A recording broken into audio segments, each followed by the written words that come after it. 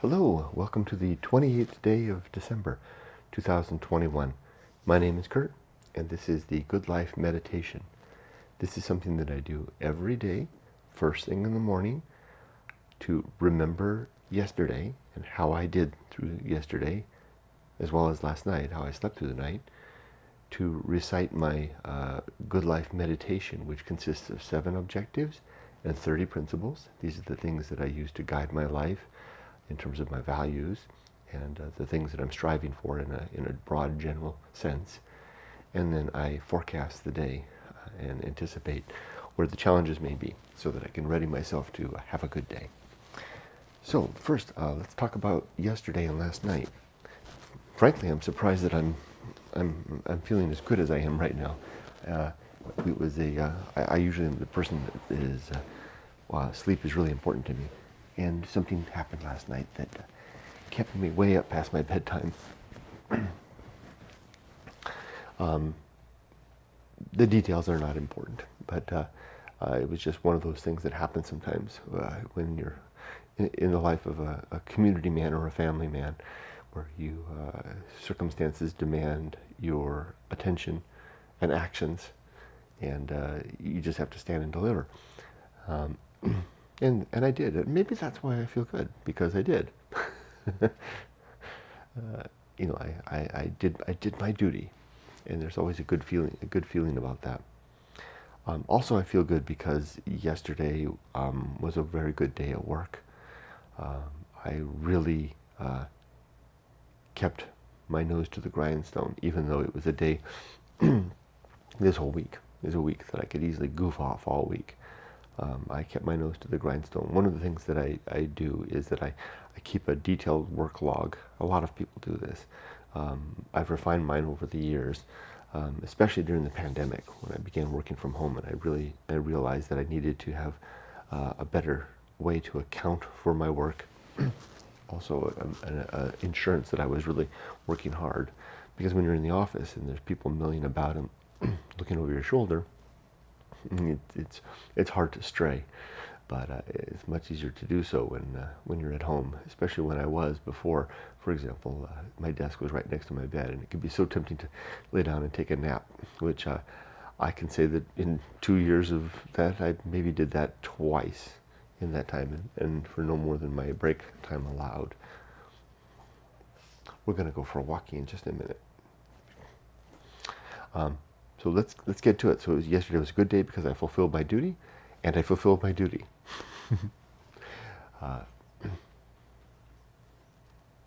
Also, and I want to throw in something else. It was an interesting day. I think a lot. I like to say in my social media tagline is I like to walk and think. And in the evening yesterday, I took the dog. Usually I take my afternoon walks with the dogs, but it was cold and rainy, very cold, and they didn't want to walk very far. So I took them out, let them do their business, and then I went off for a solo hike in the mountains. And as my mind was ruminating, I had a sudden connection of dots, and a mosaic puzzle piece of life kind of came clear. And I suddenly realized why I chose my wife. Come here, to be my wife. Bit of information. I'm not going to tell you the reason. It's personal, but I will tell you that it's long been kind of a mystery to me. The way that things unfolded in college was that I dated a lot. I didn't date a lot in at the same time. I was like the kind of guy that would have a girlfriend for 3 months, 5 months, something like that, and it wouldn't last. And go on to another one, and another one, and another one. It was it's kind of the way I think that dating is, kind of intended to be at that age, right? You're meeting new people, trying things out, and seeing how things are going. And it was kind of a predictable cycle. Then I met Yumiko, and I knew very quickly that was over. I wouldn't go so far as to say that I knew that I was going to spend the rest of my life with her, but I knew that I knew that she was the one. but I never knew why. And all these years later, that's obviously proven to be true, that she was the one. And then it dawned on me last night. It's like a strike of lightning while I was hiking in the hills. I realized why it was, and how it all makes perfect sense. And I'm sorry that I leave anyone that watches this video, that I leave you hanging for not telling you the reason. But like I said, one of my principles is the principle of public speaking, to be very deliberate in my communication and my choice of words. And one thing that I do is I do not gossip. And sharing with you the reason that I chose Yumiko to be my wife and the partner for the mother of my child and the partner for the rest of my life feels a bit like gossip. So I'll leave that between Yumiko and I. And there's that. So that was interesting. And it was also quite satisfying. That might also be why I feel so good today. It's quite satisfying to have, and it makes me wonder, wow, what was going on in the mind that I mean, did some meta processing in my brain figure that out? Because I wasn't aware of it at the time, but now it's very clear. Okay, let's get on with it. Let's do my good life meditation.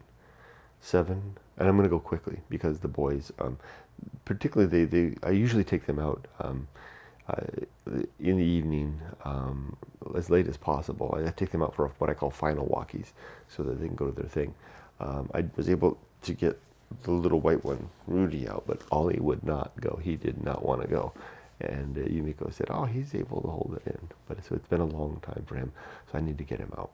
So I'm going to go fast through the good life, and then I'll forecast the day and get out and do more of my business so that he can do his business.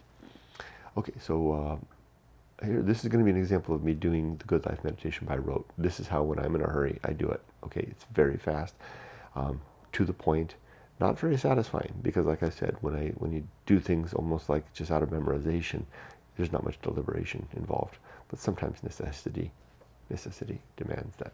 The good life meditation. 7 objectives. 1 is to be always ready to die, to have all my affairs in order and in place, and my relationships settled, and my life's work complete or in a ready state of completion, so that if I pass today, I'm in good shape. 2, the cultivation of good emotional reactions. No, the good and effective. The other problem is when I try to do it fast, I stumble. So always be ready to die. The good and effective use of time. I was so proud of myself. I was gonna show you how I can do this, and then I stumble off the starting gate. Be always ready to die. Good and effective use of time. To be always mindful of my time, and to manage it well, and to not waste it, especially when someone's paying me. The development and maintenance of good and sound life principles. That's these 37 I'm reciting now. The cultivation of good emotional reactions, just to react well to life. I had another one like that last night. That incident that happened last night happened at my bedtime. I reacted really well. I did not put on. I got up, I got dressed, I got all my accoutrements, got in the car, and went and did my duty. And I did not wear any. Anyone that saw me during that time, I did not wear any airs of upset or disappointment. I simply processed what needed to be done, and I did it. And that's I think that I owe that to this daily recitation, doing it out loud like this. It really primes my brain to be ready for ambush events. So, good emotional reactions. Did good yesterday. Another reason to feel good today. Performance of good actions, just to do good things throughout the day. Recognition of true limits and true opportunity, what is and what is not within my possibility of being able to do. And then one thing slowly, just do one thing at a time and do it slowly. And I wound up with 8. That's because I started here.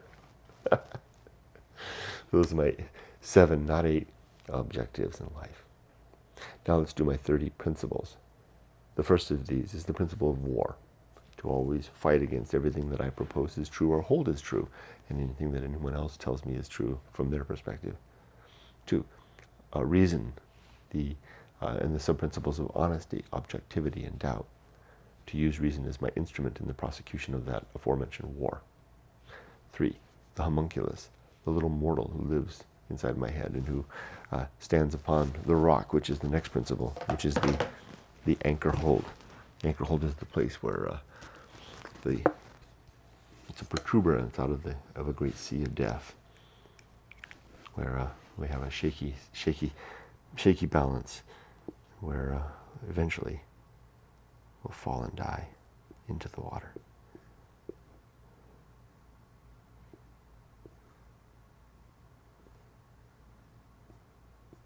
Usually I do make a little drawing.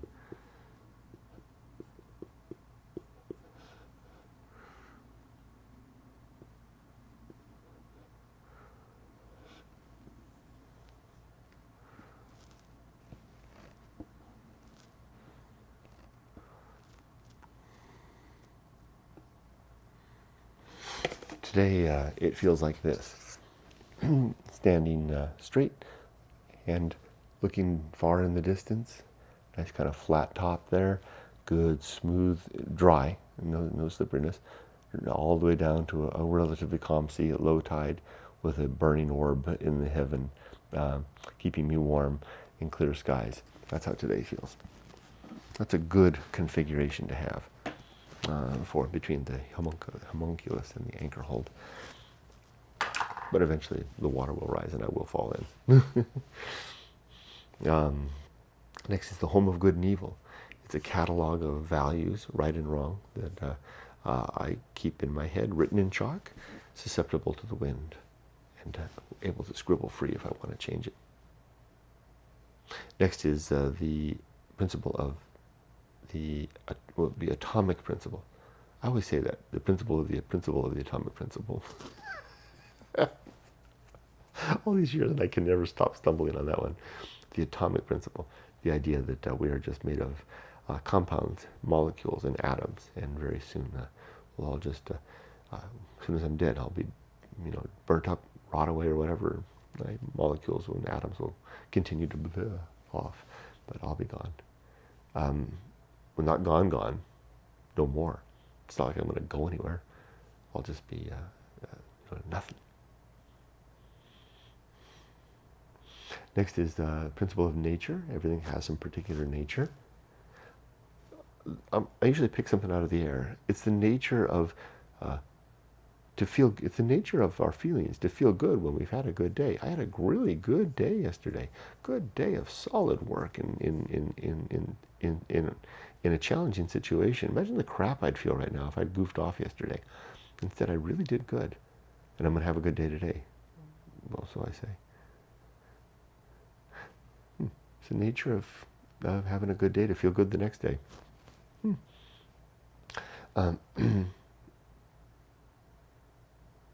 Maturity is the next principle. Is that right? No, we do that. I always say maturity, but it's the pirate ride, the hypothesis, the tentatively held position that free will is an illusion. I don't know that that's the case, but I suspect it is the case. I'm ready to be convinced otherwise. The next is the maturity, and the sub-principles of wisdom and fortitude. We are mature when we're both wise and strong. Strong in the application of our wisdom. Next is social principle. We are social animals. We need each other. And it's good. It's good to find someone to spend your life with and to build a family and to have a community.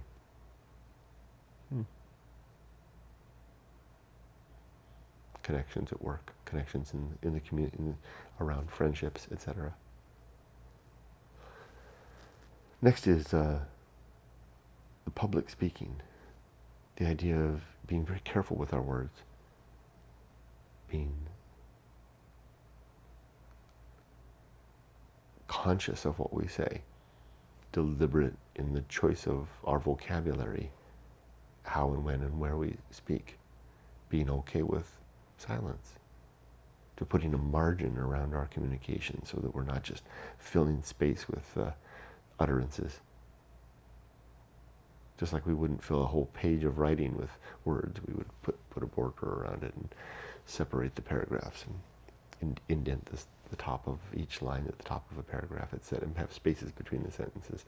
All that stuff helps to create a flow and a character and useful pauses and breaks. So too in our communication. Likewise, it's good not to gossip, and that's really easy to do. It really is easy to not gossip. Just imagine. It takes a little practice, but just imagine that whoever you're talking about is standing right there listening to what you're saying. And if that's the case, you're not going to gossip.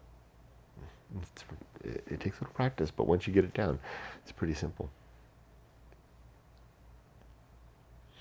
Next is the principle of temperance, and the sub-principles of suffering, simplicity, and apathy. This is, by the way, I'm failing at my effort to try to do this by rote. I'm putting more details in, but that's okay. He seems to be fine. A temperate life is a measured life. I strive. This is one of the key principles: is to strive to just get by with just the right amount. After temperance comes the horror show, which is a reminder that life is full of true horror. I mean, worse than Freddy Krueger stuff. Worse because it's real.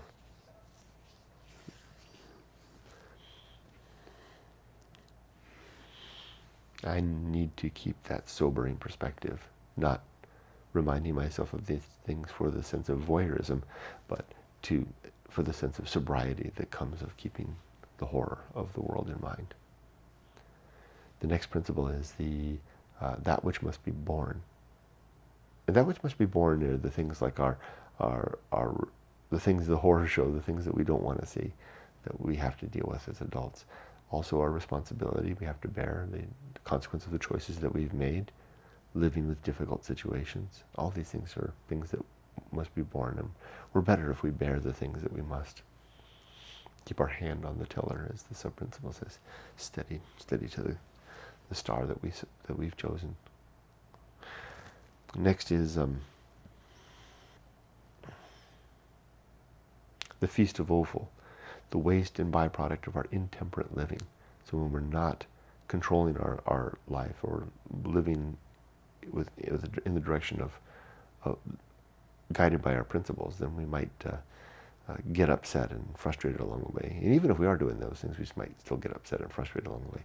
And this principle reminds me not to display that publicly, to be temperate in my communication of my upset or my moodiness or my disappointments, and to hold it in and find better ways to deal with it.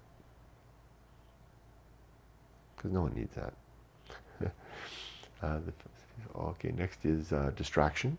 We live our lives distracted by all the things that we have in our lives because we don't want to see the emptiness of the universe, which you can see kind of painted on the cover of one of my daughter's drawings of my book, Going Alone. Oh, by the way, all of these objectives and principles, they're related in my book. So this book is available on Amazon and on my website, goingalone.org. If you buy it from the website, you get a signed copy. Hardbound is my recommended version. I like that one the best. And all of these objectives and principles are related in this finely illustrated by my daughter book. So we distract ourselves from the great indifference, so we don't have to see it because it really scares the crap out of us. And those are two principles there. Then comes great indifference, agency, great indifference, the risk of avoiding risk. There's surface level risks and deep level risks of life. It's important to attend to both, to have a balanced end. When we get to our old age, we're happy that we had our adventure, but we also fulfilled our duty. Especially if we chose to be a family man or a woman. Next is sin and damnation. There are 7 sins in my worldview. These are credulity, hope, faith, dogma, superstition, authority, and gossip. And we live a damned life. Not a damned life, but a damned life when we engage in those sins. Next is complete oblivion. When we die, there will be no reconciliation with people we left life with on bad terms, because we'll never see them again. There'll be no reunion with said people or anybody, and there'll be no justice, because apparently there is no God, and apparently there's no afterlife, and so there won't be anybody to give any justice, and there won't be anyone to whom justice may be meted out, because we're going to be completely gone once we're dead, or at least so the evidence seems to suggest, or there's no good evidence otherwise. That is the null hypothesis right there. Because it requires no evidence to demonstrate that it's continue the demonstration that it seems to be true, that when we're dead, we're gone. Now, after the complete oblivion comes the great life adventure, one or more marquee keystone events in our lives that help to define who we are, build our character, and give us a story to work on and share through life. Do it young. Waiting too long, it's not the same. Then comes the season of philosophy, which is a time to record what we've learned along the way, particularly maybe as a consequence of our great life adventure or adventures. Then the bullseye aim, striving for the mark, usually missing by some degree, sometimes striking, but usually off by maybe a lot.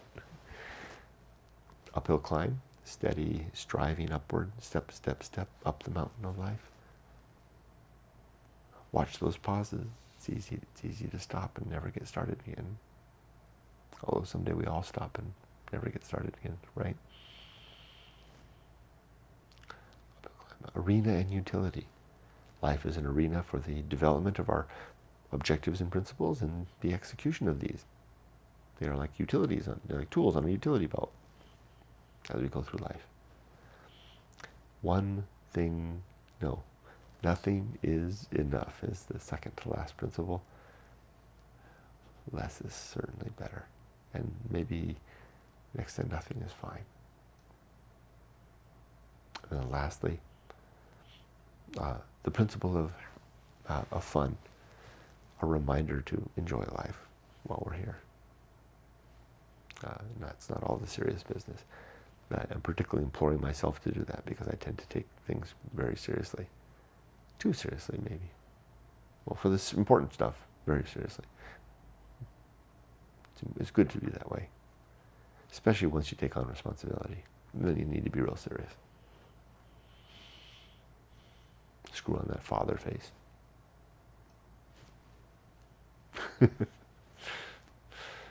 That's it. That's my objectives and principles. Now let's forecast the day. Today will likely be very similar to yesterday in terms of challenge. It's a Tuesday. I don't think I have any meetings today either, but I have some objectives that I'm going to work on. Yesterday I did a good job. I finished up the project plan, got that in ready shape. I'm going to for a meeting tomorrow with the team to go over the deliverables, make sure those are mapped out, and then after that I can send that tomorrow by the end of the day to the executive sponsor for basically their perusal. But then I have everything in place. Today I want to work on the schedule. Yesterday after I worked on the project plan, I then worked on the new software, understanding the scheduling capabilities, and I think I've got that down, and cleaning up the project as it was in that system before I took over. So I'll work on that. I think I can lay in the milestones and put together a nice little schedule. So that's my goal today. If I can do that today, get that today, that would be good. That would be a big one. And I would like to do that for 2 projects, the other one as well. And that would be enough for today. That would be enough to lay in the schedules. That's one thing that's helpful, is to lay in reasonable expectations, right? Not just saying I'm going to work hard all day, but to say working hard all day looks like this, and then to say what they are. And I'll lay those out, and I'll send them. I always send an email to my boss in the morning now that I'm working remote, and laying out what my plan is today. And then I send another email at the end of the day saying how I executed that plan, how it came out. Then tomorrow I can work on the training plan, which is the heart of everything. If I did, then tomorrow and Thursday working on the training plan, if I could complete the training plan, which is actually a deployment plan and a test plan all wrapped up in one, if I can do all of that by the end of the day, Thursday, we have Friday off, that would be a great week. And with that, I'm going to go ahead and sign off. Take my boys for a walk, get this day started. I wish you all the best.